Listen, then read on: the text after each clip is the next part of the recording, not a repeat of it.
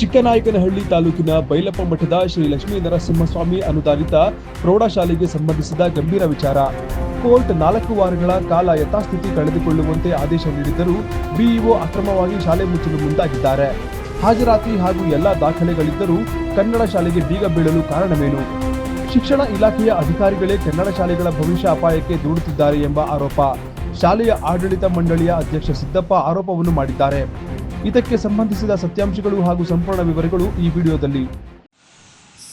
Sir, ದಿನಾಂಕ ಇವತ್ತು 17/3/2025 ಮಾನ್ಯ ಶ್ರೀ ಕ್ಷೇತ್ರ ಶಿಕ್ಷಣಾಧಿಕಾರಿಗಳು, ಈಗಿರುವ ಕ್ಷೇತ್ರ ಶಿಕ್ಷಣಾಧಿಕಾರಿಗಳು ಶಾಲೆಗೆ ನೋಟಿಸನ್ನು ನಿಮ್ಮ ಶಾಲೆ ಮುಚ್ಚದ, ನಿಮ್ಮ ಶಾಲೆ ನಡೀಬಾರ್ದು ಅಂಥೇಳಿ ದಬ್ಬಾಳಿಕೆ ಹಾಕಿ ಮಕ್ಕಳ ಎದುರಿಗೆ ಶಾಲೆ ಮುಚ್ಚದ, ಬೇರೆ ಕಡೆ TC ತೊಗೊಂಡು ಹೋಗಿ ನಾವು ಬೇರೆ ಶಾಲೆಗೆ ಕೂಡಿಸ್ತೀನಿ ಅಂಥೇಳಿ ಮಕ್ಕಳಿಗೂ ದಬ್ಬಾಳಿಕೆ ಹಾಕಿದ್ದಾರೆ.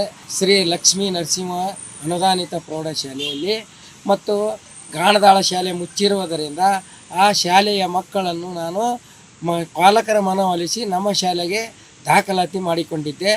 ಆದರೂ ಅಲ್ಲಿಯ ಶಿಕ್ಷಕರಿಗೆ ಮತ್ತು ಪಾಲಕರಿಗೆ ದಬ್ಬಾಳಿಕೆ ಹಾಕಿ TCಗಳನ್ನು ಅಲ್ಲೇ ಕೊಟ್ಟಿದ್ದೀರಿ, ಶಾಲೆ ಮುಚ್ಚೋ ಶಾಲೆಗಳಿಗೆ TC ಯಾಕೆ ಕೊಟ್ಟಿದ್ದೀರಿ ನೀವು ಅಂತೇಳಿ ಅವರಿಗೆ ದಬ್ಬಾಳಿಕೆ ಹಾಕಿ TCಗಳನ್ನು ಮರಳಿ ಕೊಡಿಸಿದ್ದಾರೆ. ನಮ್ಮ ಮಕ್ಕಳ ಸಂಖ್ಯೆ 97 ದಾಖಲಾತಿ ಇರುತ್ತದೆ, ಹಾಜರಾತಿ 76 ಇರುತ್ತದೆ.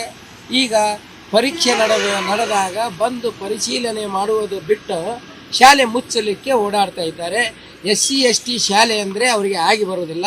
ನಮ್ಮದು ST ಶಾಲೆ. ನಮ್ಮ ಮಗಳು ಮಾತಾಡಿದ್ರೆ ನೀ ಯಾಕೆ ಮಾತಾಡ್ತೀವಿ ಅಂತೇಳಿ ನಮ್ಮ ಮಗಳಿಗೆ ಏಕವಚನದಲ್ಲಿ ಮಾತಾಡ್ತಾರೆ. ನಮ್ಮ ಮಗಳಿಗೆ ಸದ್ಯ ದಬ್ಬಾಳಿಕೆ ಮಾಡ್ತಾರೆ.